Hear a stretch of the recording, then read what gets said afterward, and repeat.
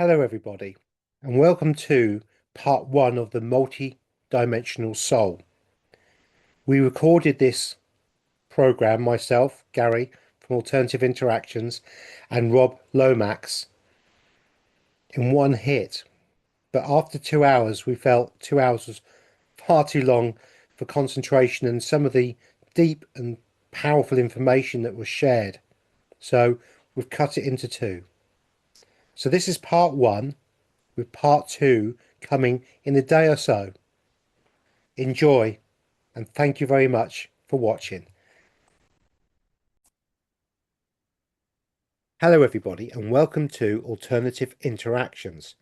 Today I have a real special guest with me, a gentleman called Robert Lomax, who will introduce himself in a second.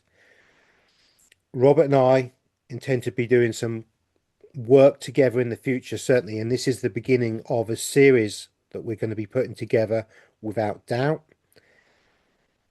I've met Rob recently in person, and I have to say he's a lovely, warm, lovely energy. And I think you're going to really enjoy what Rob has to bring to the table and the amazing abilities that Rob actually has. So, with that, Rob, would you like to introduce yourself, please? Hello, everybody. Well, where do I start? Hey, I suppose um, everyone would say at the beginning, but I suppose if I was talking to my Andromedan and Arcturian friends, they would say, well, what is the beginning and what do you mean by the beginning? And we go into a whole deep conversation. But as far as my introduction into the alternative world, alternative vibrations and understanding of soul, I have to go back to when I was a child because at the end of my bed, I would see some really strange creatures, and these frightened me. Um, I told my father about them, and I think he, at the time, must have thought I was going psychotic. And he said, "Tell them to go away," which I did, and they did, just like that. So my childhood was uneventful in other ways. Uh, Later on in my teens and 20s, I had psychic insights. Different things came along that I was aware of. But I think we all have those moments, and sometimes we tend to find them very special at the time, but then we dismiss them and just get on with life. And we do, we get on with life. There is a phase of life where we're perhaps bringing a family up, going into work, things that create our focus. But it was around 91 when one of our children drowned in a swimming pool accident. And the bereavement brought in a crashing sensation. And I think all of you who are listening to this have suffered bereavement in some way. And you will know that it is a traumatic event, that feelings and emotions rush backwards and forwards. And I had strange sensations of light, and portals started to open up. And this was the chance for my people, as I call them, to come back in. So in the early days, it would have been something like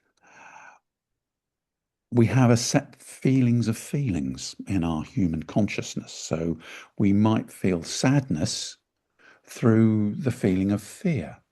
And so we superimpose the sadness onto the fear. So we would fear the sadness.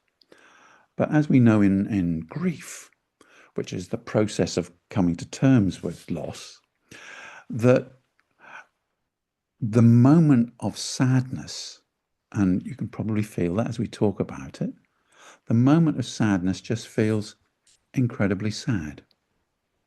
But there's no fear there. So it's one feeling feeling another feeling. And so my people, as I call them, came in and they started to talk and counsel me about some of the feelings and the understandings that were going on in my life.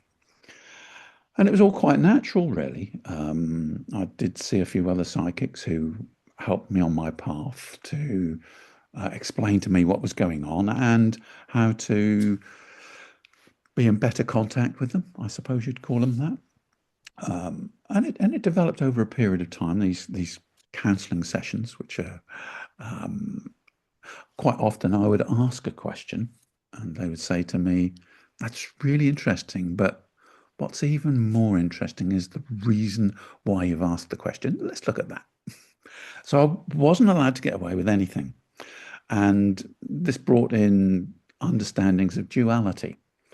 And I think you probably all understand duality, but say, for example, we want to feel better because most of us think, oh, that'd be nice to feel better. In order to feel better, we have to be in a position where we need to feel better.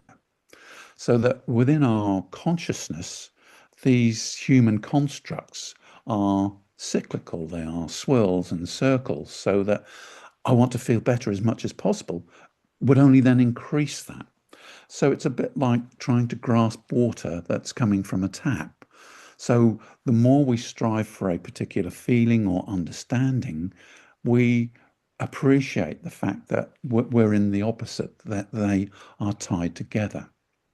So we know from Buddhist teachings that it's a way of letting go duality of the two opposites and seeing what they create so that one treads a sort of a middle path. So this is what these lovely beings were guides, spirit guides, were doing for me at the time.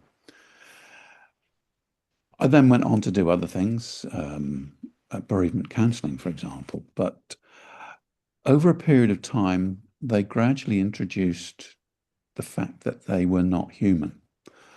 And that wasn't a shock, but my main guide, as I called him, I'd seen him over a period of time, but he finally divulged that his name was Andromedan and that he was an Andromedan and that I am also Andromedan and other facets within the universe.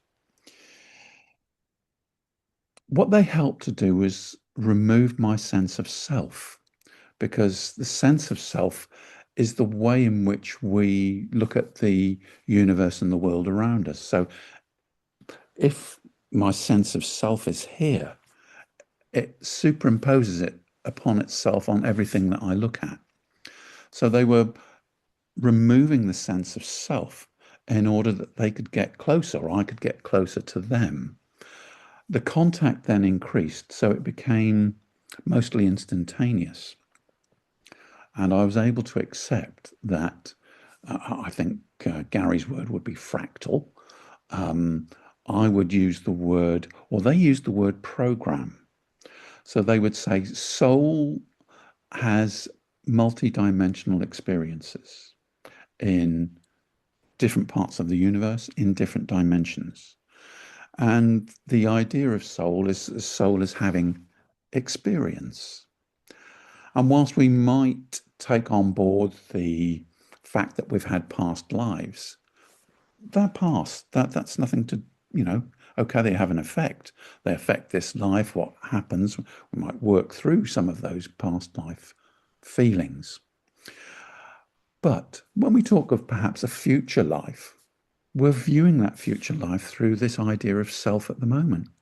So we're superimposing on that. And we're even thinking that, say, for example, Gary or Robert, some future life, we're imposing what it might be like from our particular experience.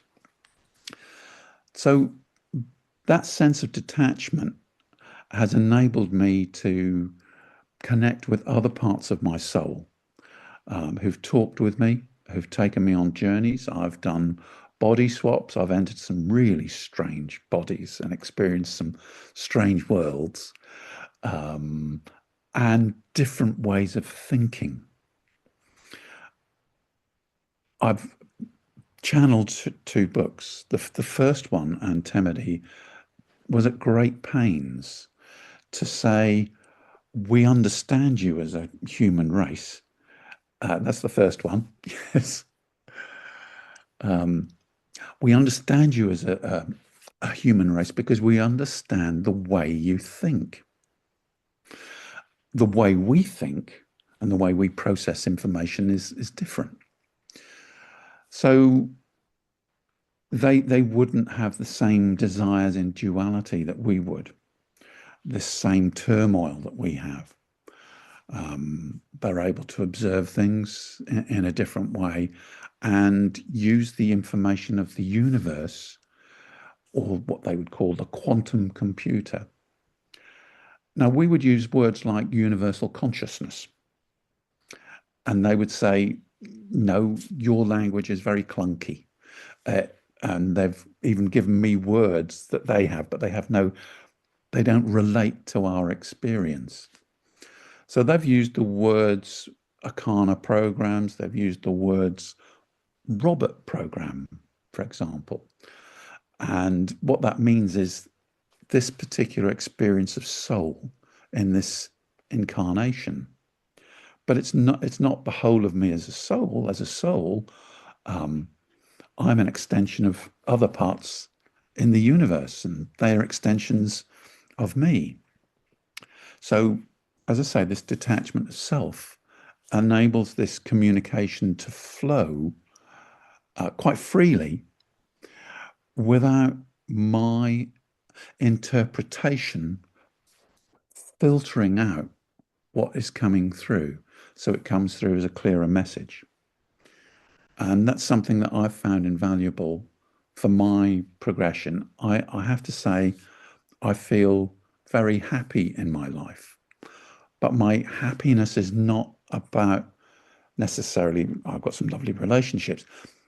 It's not about that. It's about not feeling the need to strive to be better, which is a duality thing. Or Larka is a very interesting Arcturian. She might say that, for example, she might feel as though, or we might sense that she's rather removed from us. She would say that she doesn't feel compassion in the same way that we do. That we, for example, take on board other people's feelings, and we might feel sympathy or empathy for them. And she will feel those feelings, but she will turn around and say, why do I need to feel sad? Why do I need to change my state of bliss? Will it make that sad person feel any better for them to know that I am sad? And she's absolutely correct. And she would say, what I would be interested in helping that person is understanding why they've created the event to have the experience of sadness, and why they need to continue to create the event to feel sadness again. So you can begin to see that the ways that some of these other aspects of our multidimensional soul think in a completely different way. So it's difficult for us to interface with them. So when we have contact with aliens, let's call them that as well, we can only understand them to a degree that our self or our ideas can understand them through our database, through our filters. They don't hold to information in the same way. They would say, the universe is information, information and source energy, albeit there's a much deeper explanation than that, though, in terms of creation. We are therefore information and energy. There is nothing that separates us from the information of the universe. So they don't hold to anything as a set pattern other than perhaps benevolence. And the information that flows to them is not restricted. And they choose to have, well, the information that fits in with where they're at reflects the choices and reflects information. But that's a whole different rabbit hole. So we've got the rabbit hole of us and who we are and understanding ourselves, what we're doing on Earth, what Earth is doing, our history, and then our connection to us out there in the universe and how we can connect with that I don't know. How short has that been, Gary? No, I've no, tried no, to keep it that's short. perfect. Sorry. No, that's absolutely perfect. This is something that I've been independently before I met Rob experiencing and thinking about, and it's serendipity, quantum entanglement. It just happened to be that via an event that Rob was talking at, um, my partner took me along, said that I really needed to meet this guy, Robert, and so it turned out. Because a lot of the things I'm thinking about and some of the concepts that I talk about, Robert is far, far further down the line with a different ability to observe this from a different angle. And I think that angle is really important because, as Robert says, it's not via our human filter. So we're going to have the ability to ask Robert questions that he can then not channel. Robert can then link into his own fractal in a different realm or reality to give him the answer that will then allow us to hopefully understand things a little bit better and more clearly as we move forward in the next months or years, however long we have left in this actual realm itself. So I think it's really, really exciting. And that was a really good introduction, Robert. So thank you Yeah. very much. Now, Robert's got two books. Let's get, introduce you. Robert has a website, and it's roblomax.co.uk. In the description below will be all the links to Robert and all the bits and pieces. He's also got a YouTube channel. Not an awful lot on it at the moment, but everything that we do will be going on there, and it's very interesting. Robert's other book is the Soul. There we go, Soul Universe. So, Robert, both these books are channeled, aren't they? Fundamentally, if we use Yes. that terminology. Yes. I think, when you say that I'm linked, most people would see that as channeling. Yeah. Um, a lot of them came out through conversations, through questions. And it was their way of providing the information. And I suppose in some respects it was information for me, which I'm happy to share. But this is also on an etheric level as well, because in my human part, because we're still all human, we have some of these human drivers.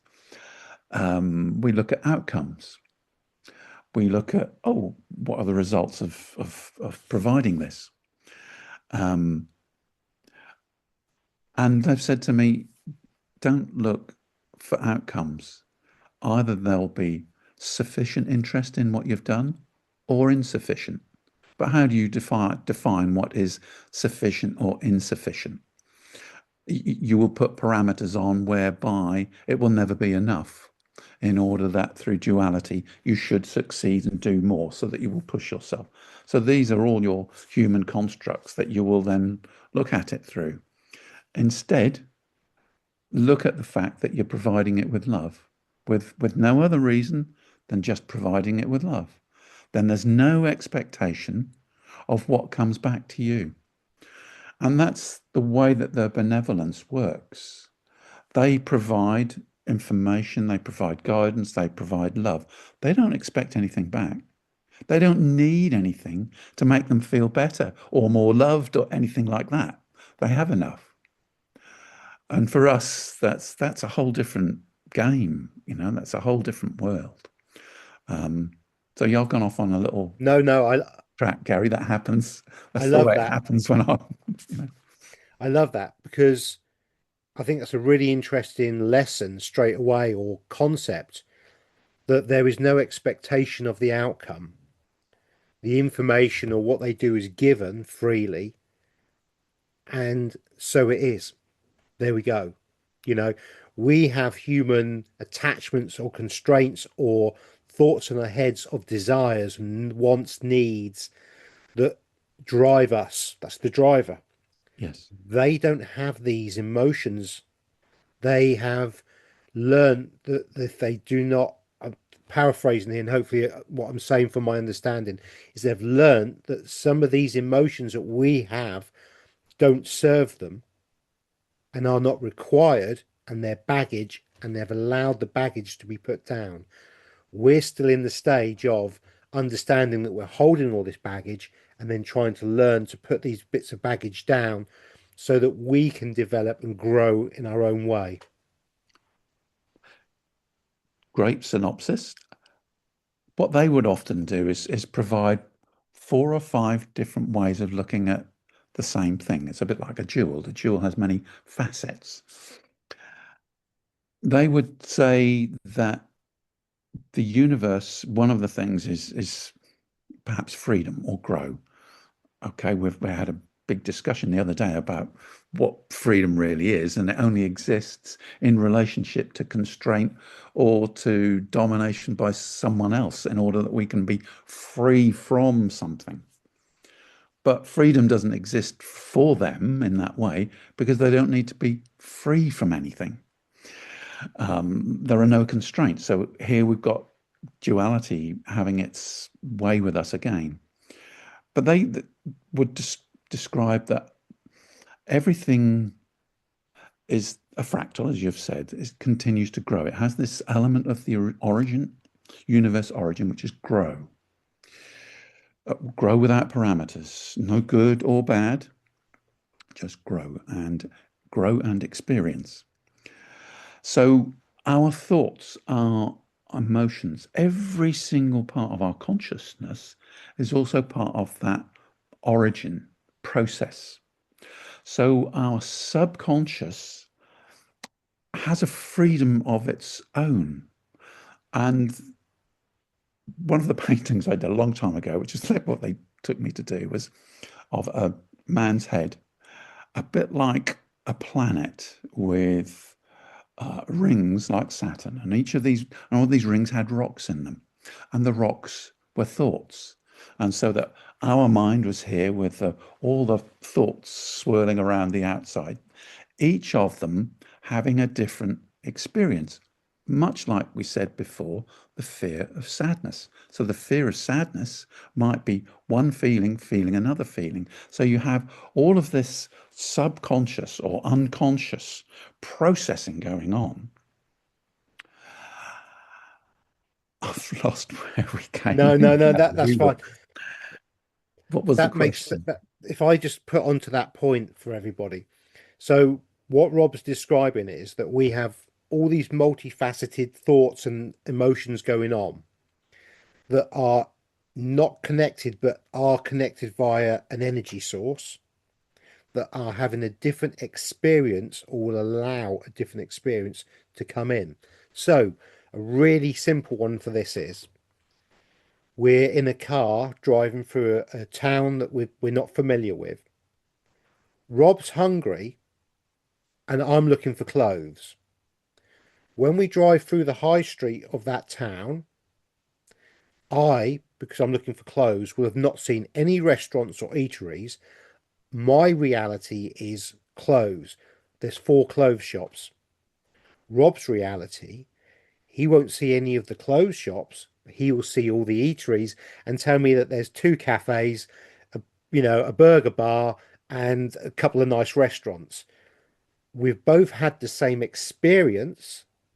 We've both traveled down the same road, but the 2 rocks spinning around, or the 2 thoughts or processes, have had 2 completely different experiences from the same source, which is us with these rocks flying around our head. Is that a good analogy, Rob? That's absolutely brilliant. Yeah. Yeah. And of course, there are different levels of perception. We talked about multi-dimensional experiences, which are our soul having a different experience again in different dimensions. So again, this perception of self, what were the information that we're getting, trying to make sense of experiences. So that's why we have separation programs in order that soul can have these different experiences. We couldn't experience the experience of being alone or lonely unless we were separated. Hence some of the experiences and traumas that we experience on this particular world. Yeah, yeah, brilliant, brilliant. Now, Robert is actually an accomplished artist and does sculptures. Um, some amazing paintings, all on his website, by the way, everybody. Really interesting, very interesting. And with the two books as well, Rob has been doing this for a very, very long time, and he's very accomplished at it. One of the things that I've noticed being in Rob's presence is when he starts to channel, it's so fluid you can sometimes miss it. So by channel, so what we're going to try and do is when Rob starts to channel initially for the audience, Robert's going to tell us who he's channeling and where they come from, so that it gives everybody an understanding of what's really going on. I just think that'll help everybody. I have some questions about some of the terms. Now, obviously, we've spoken about the Rob program. Just to be very clear about that, the program they're talking about, this would be the Andromedans, wouldn't it, Rob? Yeah, they're trying to use our language, and they've used other words, which they've even got words for the availability of information in nothing. We've got no words for that. We can't even conceive of it as a concept. Yeah. So, Yeah. yes, words. Words. So the Robert program, when Rob will be channeling, he'll be saying they will talk, and as in the Rob program is this, that, or the other. What they're actually talking about in our understanding is Robert, the fractal of us. So there are some terms. Now, when I first met Robert, he actually had a printout of all the terms. And what I'll try and do is get Robert to send that over to me. Uh, and I'll include that in the description below. So we have a glossary of terms for like the oneness or the isms and stuff like that. Because an ism, why didn't you explain what an ism is, please, Robert? I used the word I'm happy. I'm not necessarily, I don't need anything more to substantiate my life. As I said, Orlaka would turn around and say, um, enlightenment can only get you so far, because enlightenment we see as betterment. But she would say, if I continue to use your word enlightenment, that means I continue to get better, in which case I'm not good enough. Whereas I am full. Any information that comes to me adds to my fullness, but I do not need anything to make me more complete. I am complete. So, I just click into these informations, and then I just lose what the question was. Yeah. So I've lost it again, So Gary. that's an ism, isn't it? An ism. Sorry, that's your question. An ism goes beyond that to what they would say is also a state of being, just is. Okay, so that is all of the feelings, all of the understanding of the feelings. So they would have the same feelings as us, but they wouldn't affect their bodies in quite the same way. The programs, the consciousness is in a different form. So they would exist in a different state, which they call just is. It needs nothing. We might call it a state of bliss. We might call it nirvana. Um, yeah. Yeah. Yeah. And some people, when we use the term I am, that's not quite the same, because I am is a duality where you're in, this sounds, don't wish to offend anybody, but I am something means that you're expressing a lack that you want to become. Their ism is not a lack. They have no term for lack in that respect because they already have it in them. It's just the way they access it and interpret this energy. So there's Yeah. some slight differences in language, just so everybody knows. Feel the energy of what is transpiring. Some of the words will not relate yet, but as you get to hear more and more of the channeling, more and more of the language will become apparent and it will flow and fit more. And if there's something that's said that needs to be explained, I'm able to ask questions to Rob mid channel. So Robert can't really be interrupted because I'm actually not interrupting Robert. I'm interrupting Antemedy or Larka. I'm not interrupting Robert. What you see, Robert, is just the meat suit as such that has a different fractal of himself from a different realm coming inside. Is that a good way to describe it, Robert? It's a very good way. What I would also say is that I'm aware of their presence most of the time. I have their energy with me most of the time. I can slip into their bodies and feel them where they are. So when I'm typing, when I'm dictating these books or information that's coming through, I'm on a journey. I'm either in one of their bodies or alongside them as a mental apparition, apparition, you might call it. I'm there. But at this moment that we're now talking, I'm there also. I can sense their worlds around me while I'm sitting here. And yeah, it's being in this, having no separation between me and Antebony or Larka.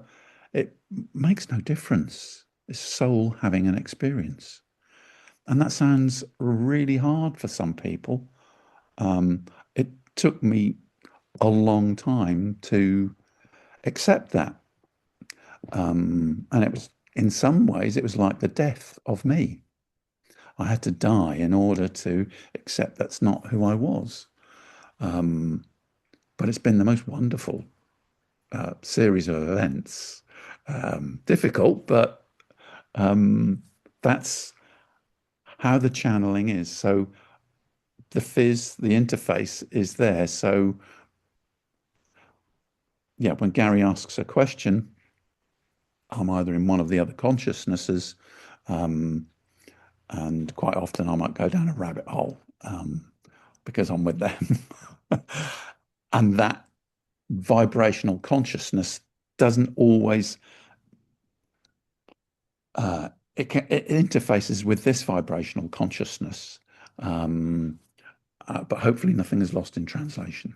Yeah, superb, superb. I think we've done enough of the introduction now, and hopefully that'll help everybody understand what's going on. I think we should go to the Q&A part now, if that's all right with you, Robert. Yeah, certainly. Super. I have a couple of basic questions that I would like to get some explanation on, which I think will be a good basis for us moving forward in the future. And I will also be asking some of the questions that are on everybody's mind as well at the end of the show about Okay. 3D, 5D, and when. So, you know, if you've got this far already, well done. My first question would be, you're talking about multi-dimensional realms, as in, are these different worlds, you know, the Andromedan world or the Arcturian world, are they a multi-dimensional realm or are they a physical? I know a multi-dimensional realm is a physical place in itself, but would they be conceived as a physical planet, as some would see it, or are we talking dimensional frequencies of different realities within a consciousness of the source? I hope that makes sense. Okay. So this would be antimatter talking. It would be both, all, and more of those. The Earth in itself has different dimensions. So there are different beings living within Earth at this stage. Your reality, as you know, is a holographic program. It's energy and information. What is solid? What is a reality? And this is something that we challenged Robert with, because the universe was created, and he kept arguing with us that these things, these realities that we talk of, these concepts, are made up. And he said, because they're made up, they're not real. And we said, no, everything's created. That's the nature of reality. Everything is created. It's thought. Thought goes into energy, and the energy forms the nature of that particular dimension, that particular reality. Now, some of these dimensions wouldn't be dimensions perhaps as you understood them. They would be very fluid. So energy of the essence of soul would pass through and engage with many things. It would blend with a flower, for example. Be aware of the nectar of the flower and the beauty of expressing yourself as a flower.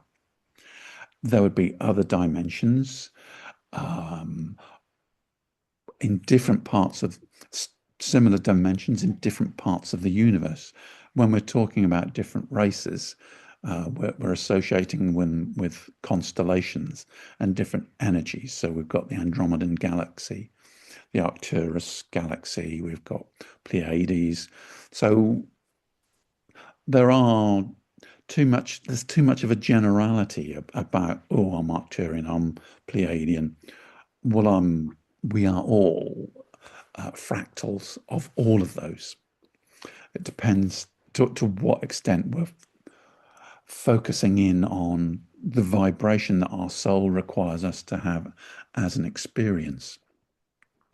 So some of these other dimensions also have technology that's used, where information is then using energy to form a vibrational extension.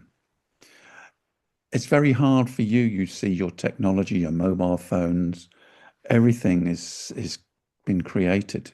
You know, you even use an element from one element to put it into the next. So therefore it's been created with this particular chip, and that chip has been made from another piece of Earth. But Earth of itself is a vibrational hologram. It's constantly in flux, so that the information uses source energy impulse. And that's a whole lot of different explanation to talk about creation of dimensions and pulse and source energy, or source energy through pulse, vibrational densities on, off. So that's, I suppose, an all-encompassing idea of dimensions and reality, different dimensions in the same space, and dimensions in different parts of the galaxy. Some dimensions that can interface with others or can overlay with others.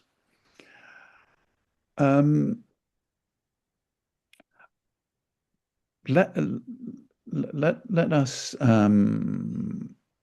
use the analogy of water, for example. Water is made, as you see it, from hydrogen and oxygen, two elements that make water. But hydrogen and oxygen still exist.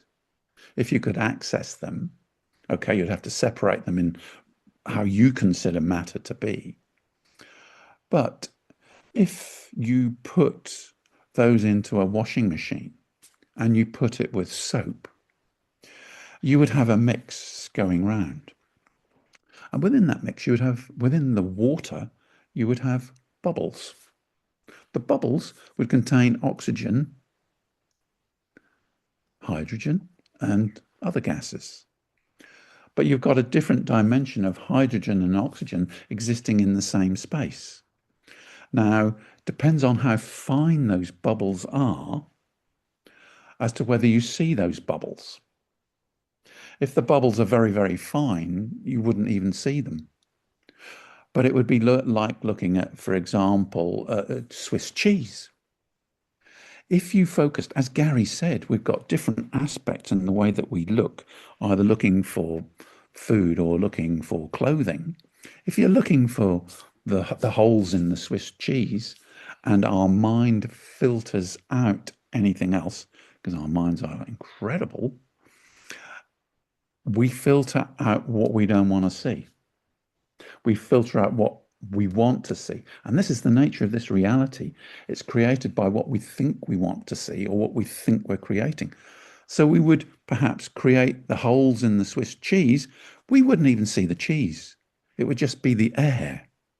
So this is a way of seeing how dimensions exist in the same space. But depending on how we look at them or interface with them, it's to do with perception. I hope that has... It's very much so. Yeah, thank you very much, Antemedy. And Antemedy, by the way, everybody, is Andromedan. Not that makes any difference, as we know, because we're all one. So there we go. That's another concept that we need to get our heads into. Something that I've been talking about on my channel a lot recently is that we're the creators of our own realm, our own reality. We create everything that happens around us. Some of the audience are struggling with this concept because it's a very big one and it is a mind bender. But you have just said this, that we are the creators of the realm, and so we must therefore be the creators of the reality that we're having. So that then gives us the power to change or stop other events happening by our own thoughtful and mindfulness. Can you confirm to me that that analogy is correct, or expand on that for me, please? That's correct. You do not know how powerful you are as beings. And even when I say this, you might think, oh, that sounds nice. But it doesn't hit home. It doesn't hit the reality of what I am saying through your filters of self or what you've been taught or doubt. One of the first things that's going to encounter when I say that is doubt. Is it true? You know, we use doubt, don't we? Oh, careful, I don't go down that rabbit hole, but doubt, we say, is a good thing because it stops us going in the wrong direction. If I doubt that, I will question it. And questions bring, stop me getting into trouble. Stop me. Fear is good. It stops me getting into trouble. And there we have it. You can see that fear stops you. So the mind. Depends which end of the telescope we look at this through.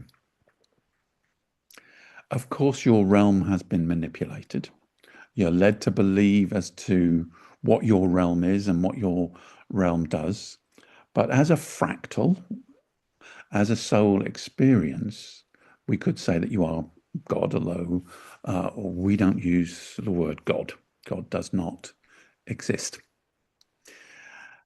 Or we would describe it in a different way. The benevolence or the source and the light. So your world, you see what you believe. And because you believe it, you create it. You say, how on earth do I create this realm? I've got no way of creating this. Well, Gary's already explained, and we've said even with the cheese, or we've said with the clothing and the food, how you kind of create your reality by what you're looking for, what filters you have in the way. And that's what helps to create Earth's current reality, the program of the 3D Earth, the fact that it's been manipulated.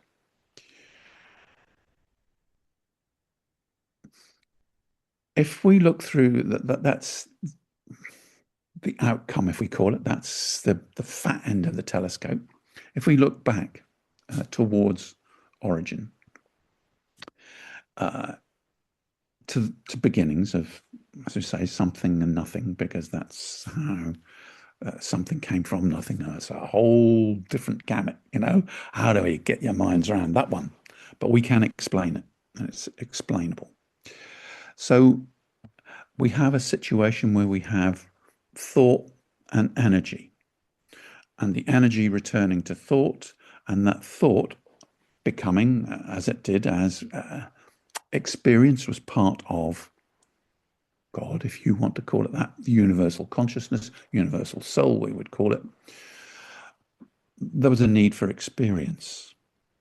So our experience is universal soul creating something and experiencing what it has created.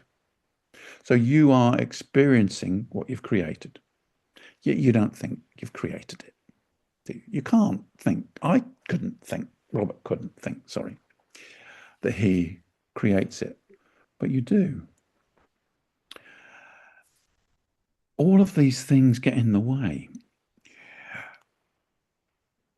When it's talked about the changes from third dimension to fifth dimension and what will happen, we would say that the information changes. Information can change by consensus reality, and you don't need the whole of consensus reality for information to change. And then the energy that goes through the information then creates something different. For example, when you see spaceships coming in and out, sometimes they appear just like that, or they disappear. That's an interdimensional aspect of the ships.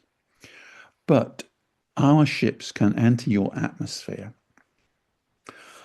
and we change the information of the atmosphere.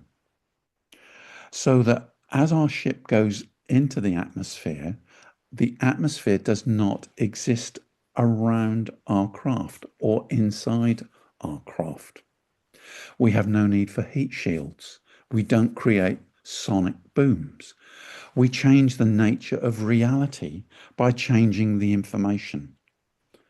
The US Navy could not understand how ships could enter the sea and continue at phenomenal speed through the sea. Well, it's quite obvious. The sea doesn't exist for us as we pass through the sea. So this is what we mean by consciousness or information through source becoming a resultant or an experience. So your consensus reality creates your world.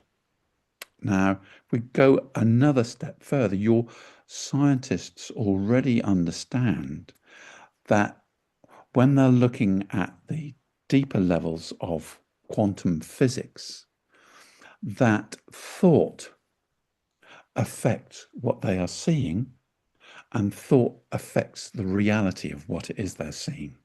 Can I just say the double slit experiment would be a perfect example for this? Sorry to interrupt you, but I've shown my audience a double slit experiment. When you observe it, it acts differently to when it's not been observed. Sorry, carry on. Oh, that's okay. So All observations around the subject are valid, even observations that are incorrect. What is an incorrect observation? It is only an observation without full information or different information. It is an observation with a degree of information. So we wouldn't say there were incorrect observations. We would say it's the information that you have that creates one particular focus or perspective of reality. So what we are describing is what we would hope an all-encompassing description of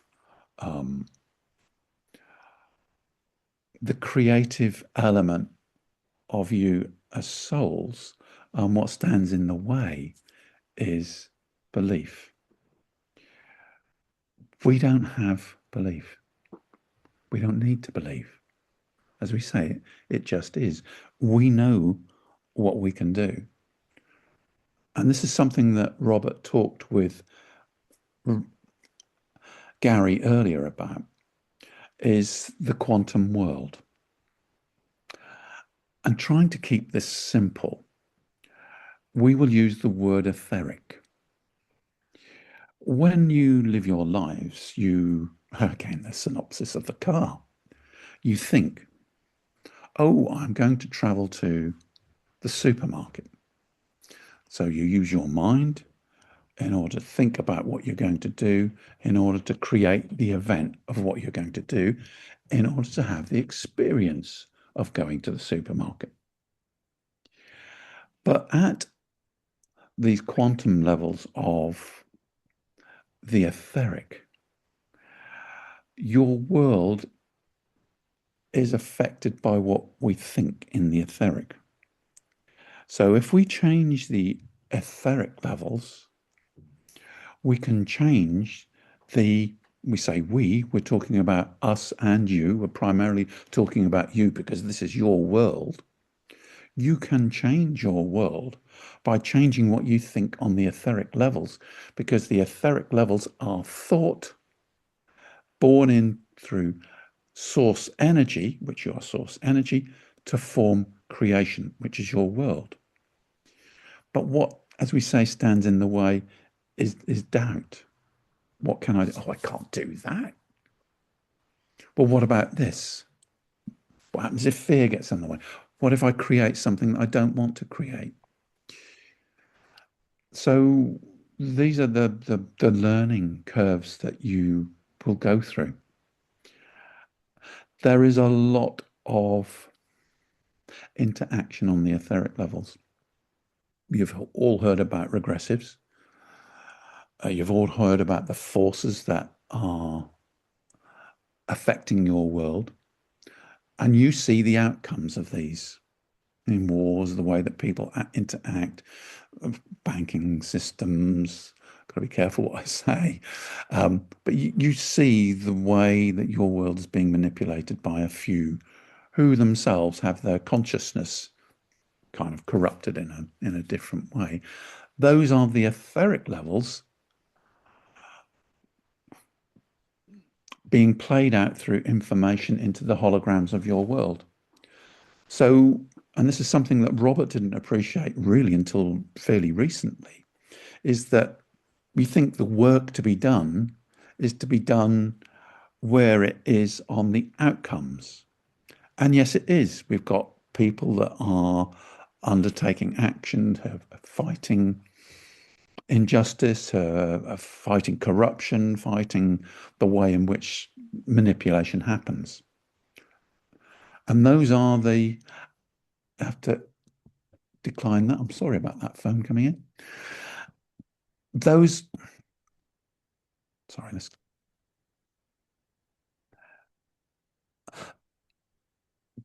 the way that it's playing out as an experience of change.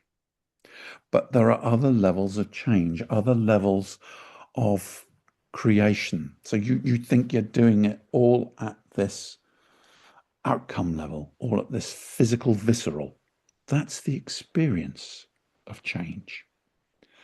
The change that we're talking about is the change of the etheric programming, which is the very nature of the Earth program itself.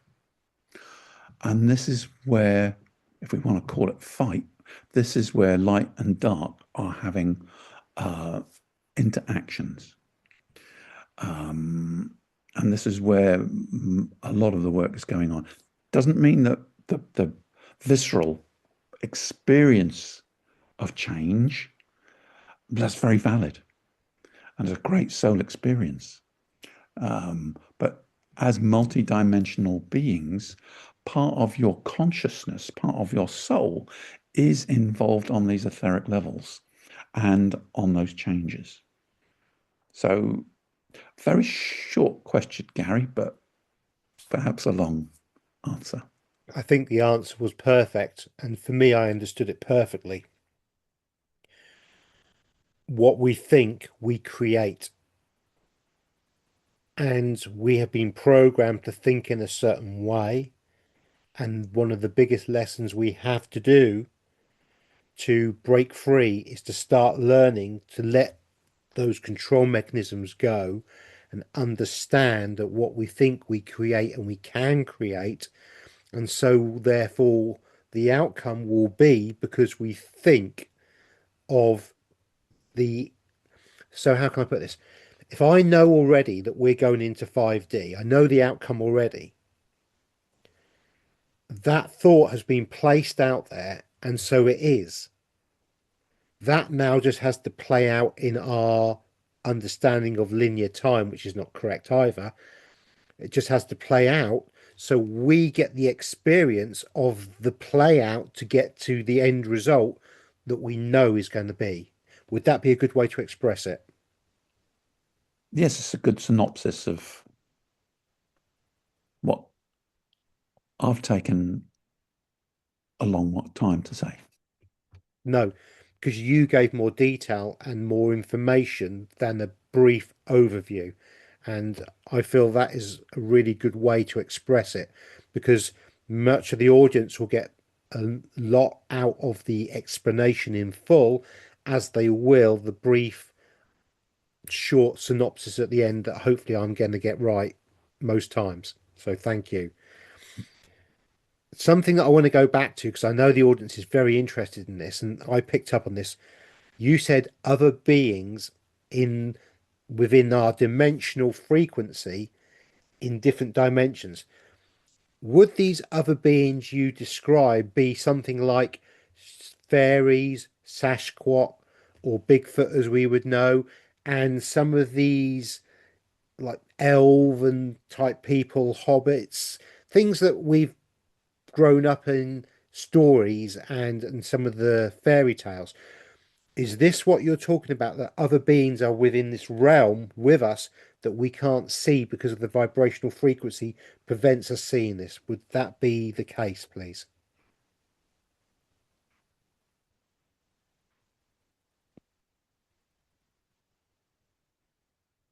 I'm trying to find the right scenario, the right metaphors to utilize with this.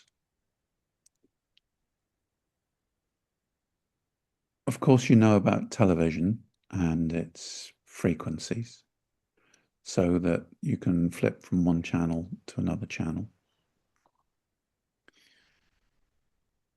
We can look at different vibrational realities within the Earth. The fact that part of the Earth exists without sunlight in a dimension. Some people would see it as an inner Earth. Some of these might of themselves seem like fairy tales or tales from the past, that they don't fit in with our idea of, or sorry, I use the word our, your idea of the way that the world exists.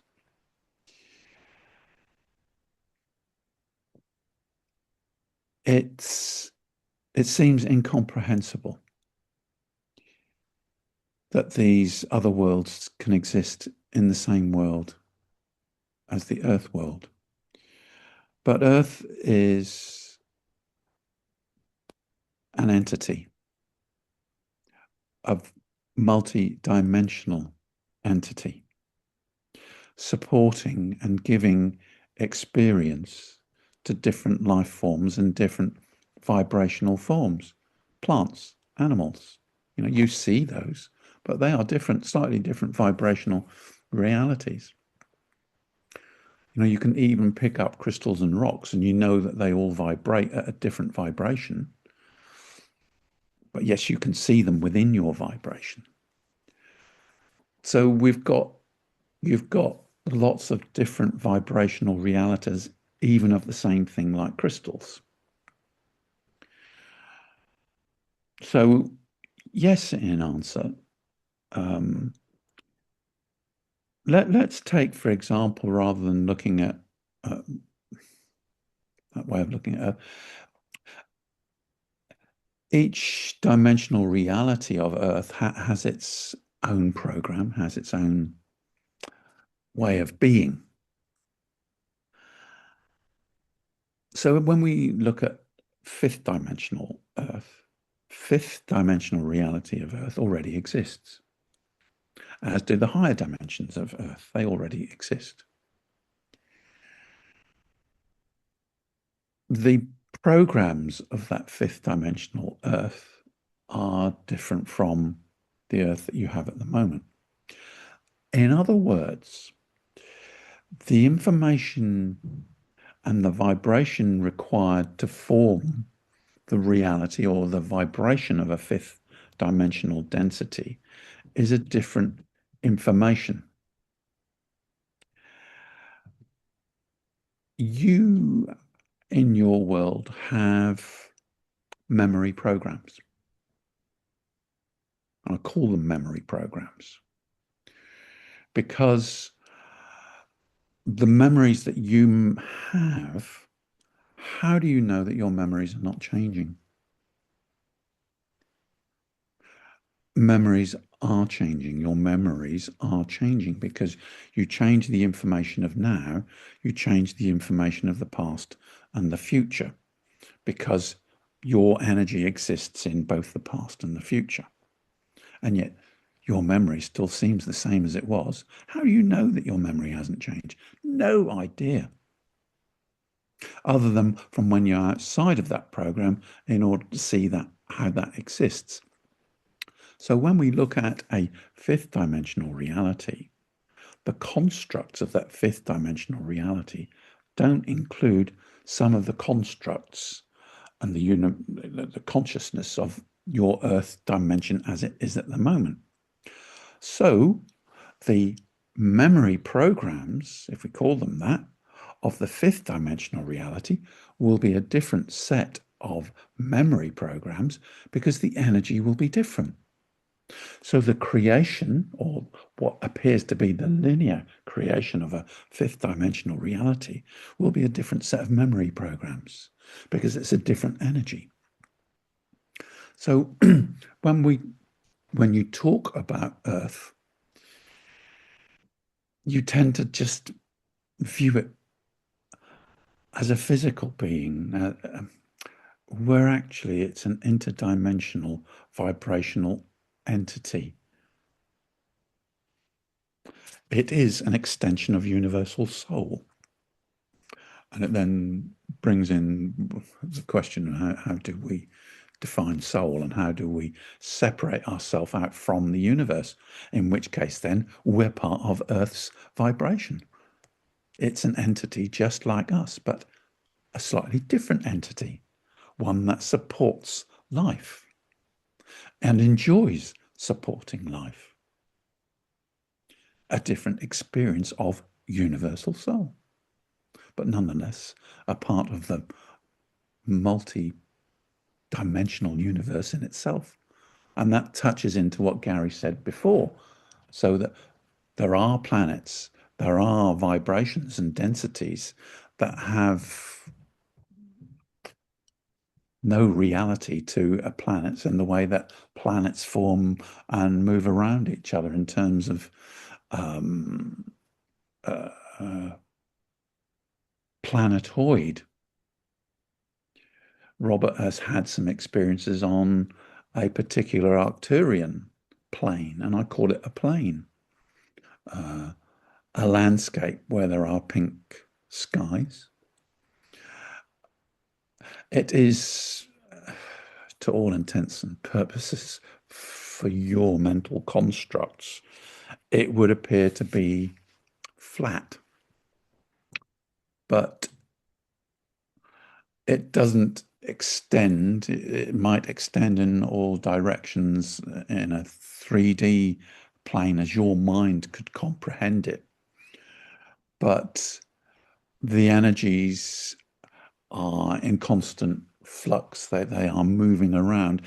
The energies coalesce to create an experience.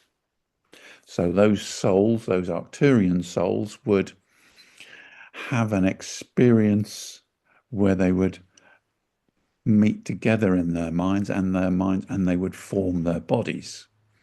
There are other Arcturian levels where there are planets, but the one that Orlaka comes from is one that is more fluid. Again, we've gone down another rabbit hole. Slightly, but fundamentally, different vibrational frequencies allow fairies or Sasquatch, as we would know, to exist, and they really do exist. And when we have the right vibrational frequency, or when they choose to, they can hop in and out of the densities or the frequencies at will, potentially. Yeah, it's more a question of your vibrational reality as well. So that often these beings are seen because there is not necessarily a belief that they exist, but again, we're here about what you think forms your reality. If a mind is more open and it doesn't dismiss the fact that these beings exist, they're more likely to be able to see them as a vibrational reality within this vibration, because the vibration might be close enough that enables them to see them. Perfectly. And that makes total sense to me. And I think the majority of the audience would understand that fully, absolutely fully, which is really, really, really good. Now, well, everyone, that's it for now. Part 2 will be following within the next day or so. Thank you very much for watching part 1. Rob and myself really appreciate your support. I hope you enjoyed it. And there's far more to come in part 2, I can assure you. We're getting to some really interesting stuff. So, with that, thank you very much for watching, everybody. Love, light, and blessings, and we'll both catch up with you very soon. Bye bye.